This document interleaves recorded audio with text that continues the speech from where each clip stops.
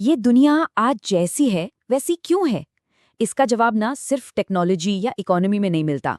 असल जवाब तो उन अदृश्य ताकतों में छिपा है जिन्होंने सदियों से दुनिया को कह सकते हैं अपने इशारों पर नचाया है। और ये ताकतें हैं बाजार और बीमारियां। ग्लोबलाइजेशन, ये शब्द सुनते ही लगता है कि ये कोई नई बात है ना? लेकिन देखें, ये जो पुरानी नक्काशी है, ये कुछ और ही कहानी सुना रही है। ये सबूत है हजारों साल पुराने समुद्री व्यापार का। ये बताता है कि दुनिया को जोड़ने की हमारी कोशिश, हमारी चाहत कितनी कितनी पुरानी है। तो चलिए थोड़ा सा टाइम में पीछे चलते हैं और देखते हैं कि इस कहानी की शुरुआत हुई कैसे।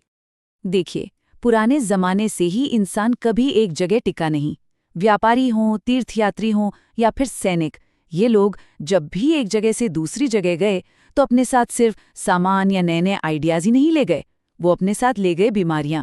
और यही हुआ, सिंधु घाटी के जमाने से लेकर 13वीं सदी तक धीरे धीरे एक ऐसा ग्लोबल वेब, एक ऐसा जाल बुना गया जिसने दुनिया को एक दूसरे के बहुत करीब ला दिया। जरा सोचिए, एक पुराना जहाज है, उस पर रेशम है, मसाले हैं और साथ ही अनजाने में एक जानलेवा वायरस भी सफर कर रहा है। यही सच्चाई है। जब जब दुनिया एक दूसरे से जुड़ी है, तब तब बीमारियों का संक्रमण भी साथ साथ चला है। जुड़ाव का इतिहास असल में संक्रमण का भी इतिहास है।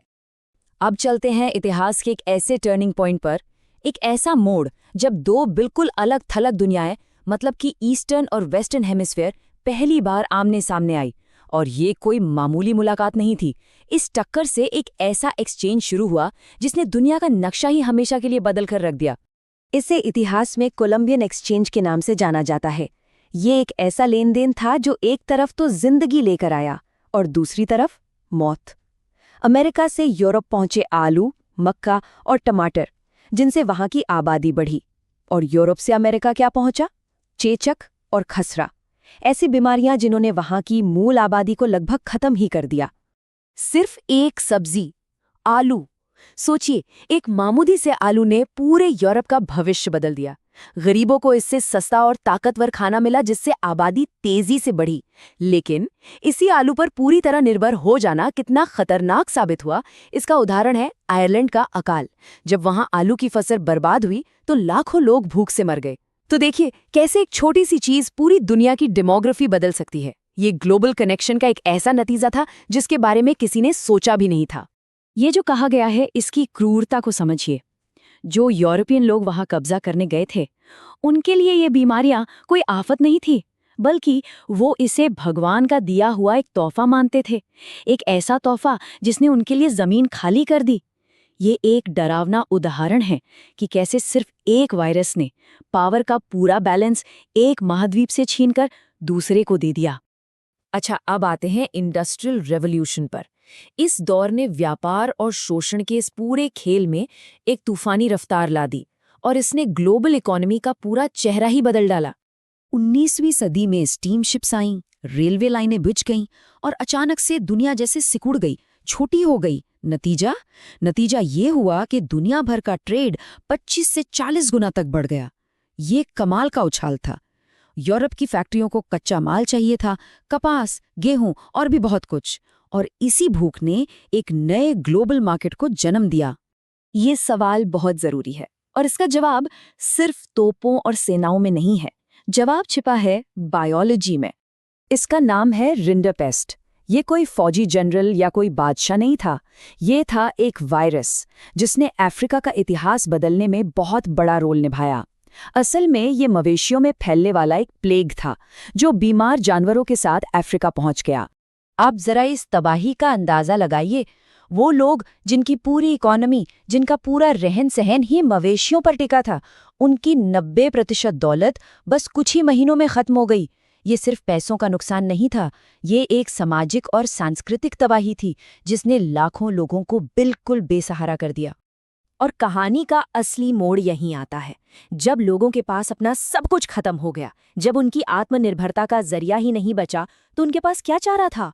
उन्हें मजबूरन यूरोपियन लोगों की खदानों और बागानों में मजदूरी करनी पड़ी।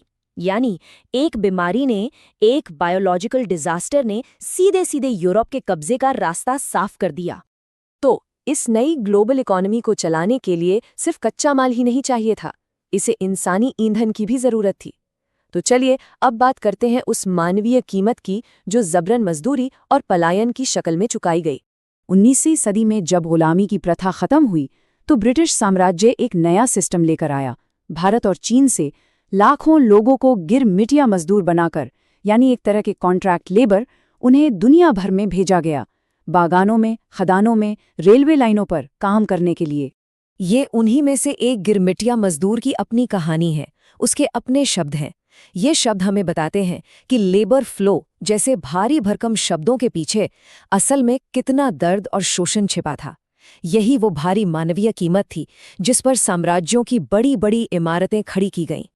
तो चलिए अब इतिहास के इन सभी धागों को आपस में जोड़ते हैं और देखते हैं कि इनकी आवाज आज की हमारी दुनिया में कैसे गूंज रही है।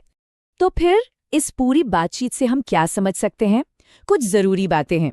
पहली, ग्लोबलाइजेशन कोई आज की बात नहीं है, ये सदियों से चली आ रही एक ताकत है। दूसरी, व्यापार और बीमारी ये हमेशा से एक ही सिक्के के दो पहलू रहे हैं। तीसरी बात ये कि इन्हीं दो ताकतों ने दुनिया में पावर बैलेंस को बार बार बदला है। और सबसे जरूरी बात कि दुनिया के आपस में जुड़ने के फायदों के साथ हमेशा एक छिपी हुई कीमत भी चुकानी पड़ती है।